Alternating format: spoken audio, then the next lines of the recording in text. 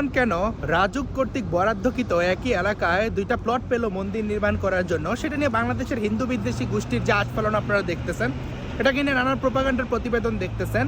শুধুমাত্র একই এলাকায় রাজুক কেন বরাদ্দ করছে, যদিও ইসকন সমর্থিত সূত্র বলতেছে যে সেটা বিভিন্ন দুইটা কমিটি দুইটা জায়গায় মন্দির হয়েছে, যে সেদিকে নাই গেলাম, এটা রাজুক নিজে বরাদ্দ করছে, এটা জবরদখল করে নাই।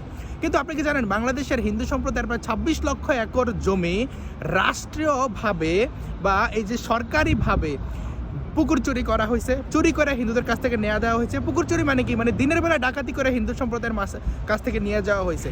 26 লক্ষ একর জমি প্রায় কেমন ধরেন একটা প্রায় লেবাননের সমান, লেবানন দেশটা যেমন একটা প্রায় লেবাননের সমান, এবং আমরা যে গাজা নিয়ে খুব কনসার্ন, সেই গাজার পুরো আয়তন হলো 1 লক্ষ একর। তাহলে মানে 26টা গাজা স্ট্রিপের মতো জায়গা হিন্দু সম্প্রদায়ের মানুষজন থেকে নিয়ে যাওয়া হয়েছে। কিভাবে দেখেন, 1965 সালে ভারত পাকিস্তান যুদ্ধের পরে শত্রু সম্পত্তি আইন করে পাকিস্তান সরকার।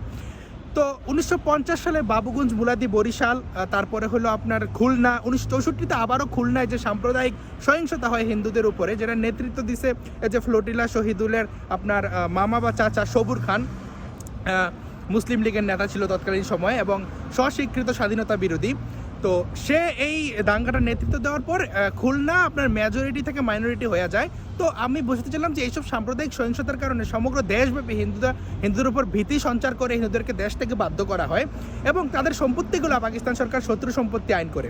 ওকে, দেন দেশ স্বাধীন হওয়ার পরে সেই আইনটা হয়ে গেল ভেস্টেড প্রপার্টি অ্যাক্ট, মানে হলো অর্পিত সম্পত্তি আইন, এবং 2001 সালে সেই আইনটা প্রত্যর্পণ আইন পাস হয়। মানে এখন সেই যে শত্রু সম্পত্তি সরকার যেগুলো করছিল সেগুলো যে অর্পিত সম্পত্তি হয়েছে, সে অর্পিত সম্পত্তির কেউ যদি তাদের পূর্বপুরুষের মালিকানা প্রকাশ করতে পারে তাহলে এটা সরকার মানে ফেরত দিবে। বাট এই প্রক্রিয়ার কোনো মানে তদারকি নাই, কোনো তত্ত্বাবধান নেই। এখনও মনে হয় প্রায় 8 থেকে 10%ও ফেরত দিতে পারে নাই।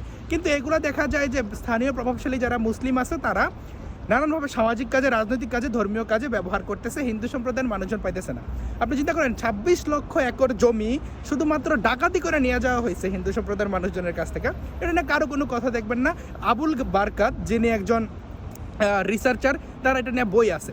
এবং অন্যান্য সময় যে দেবোত্তর সম্পত্তিগুলো দেখেন সেগুলোও নানানভাবে দখল, BSRS, খতিয়ানের জালিয়াতি করে হিন্দুদের কাছ থেকে নেওয়া যাওয়া হইতেছে। যেখানে 26 লক্ষ একর অর্পিত সম্পত্তির যে আইন, সেই প্রত্যর্পণ আইন অনুযায়ী প্রায় 90% জমি এখনও রাষ্ট্রের কাছে জিম্মি, লিজ করা, বিভিন্ন প্রভাবশালী গোষ্ঠীর কাছে যাওয়া। সেখানে রাজুকে কেন 2টা প্লট মন্দিরের জন্য দেওয়া হইলো, সেটা নিয়ে দেশের হিন্দু বিদ্বেষী গোষ্ঠীর এত মাতামাতি। কথায় কথা বলবে হিন্দুরা দেশ ছাড়। হিন্দুরা যদি এই দেশের ভূমিপুত্র না হইতো, এই উত্তরাধিকার সূত্রে মালিকানা কই থেকে আসে? শুধু প্রত্যেকটা সরকার আসলে হিন্দু সংগঠনগুলো সেই সরকারের কাছে ধর্ণা দেয় অর্পিত সম্পত্তি প্রত্যর্পণ আইনটা ভালোভাবে কার্যকর করে গতিশীল করার জন্য। সেই দিকে হিন্দু বিদ্বেষী গোষ্ঠী বলে যে হিন্দুরা ভারতের নাগরিক, তোরা ভারত চলে যা। সব সমস্যা হিন্দুদের, কিন্তু জমিতে, ব্যবসাতে, মালামালে কোনো দোষ নাই। শুধুমাত্র হিন্দুদের থাকায় দোষ, হিন্দুদের বাইচে থাকায় দোষ। ধন্যবাদ সবাইকে।